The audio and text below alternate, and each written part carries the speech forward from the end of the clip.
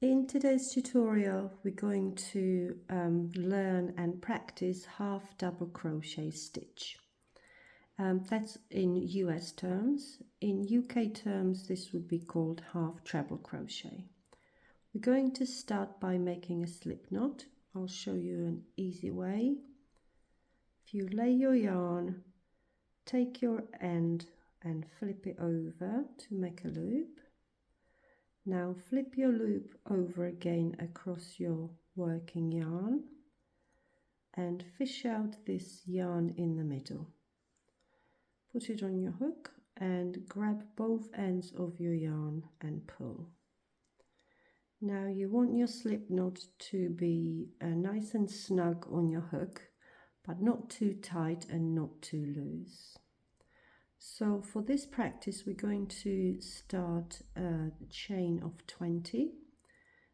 If you don't know how to chain, you will wrap your hook around your yarn, turn your hook down and pull it through your loop.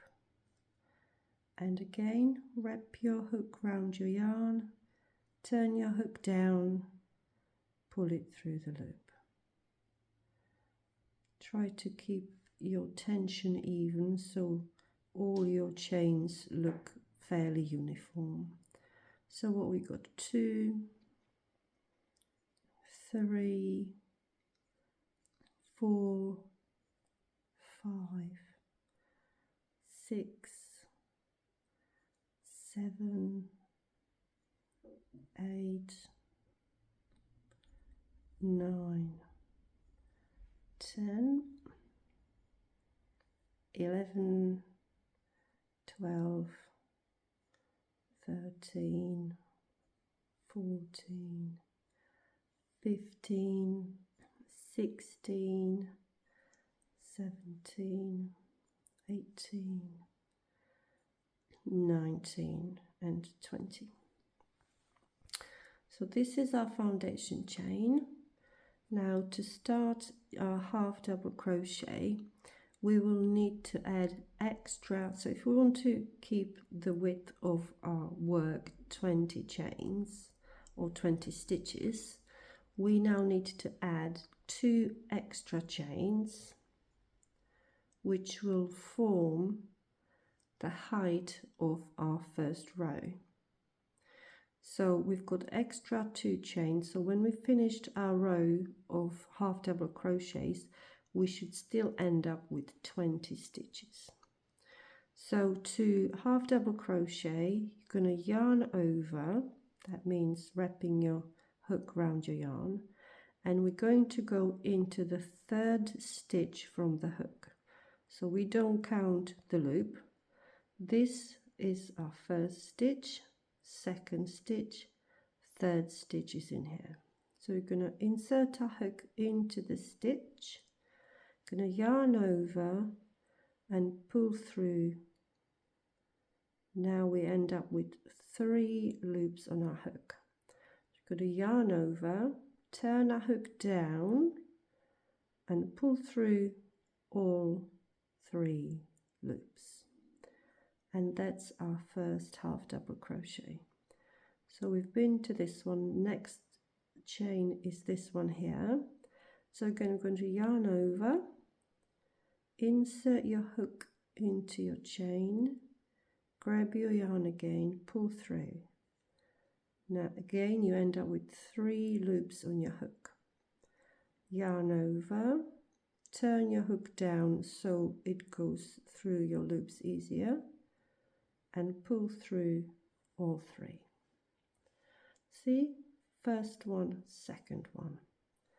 And again, yarn over, find your next chain, yarn over, pull through, yarn over, turn your hook down, pull through all 3 loops. That's our 3rd one. Now we're going to carry on along our foundation chain and I'll see you at the end.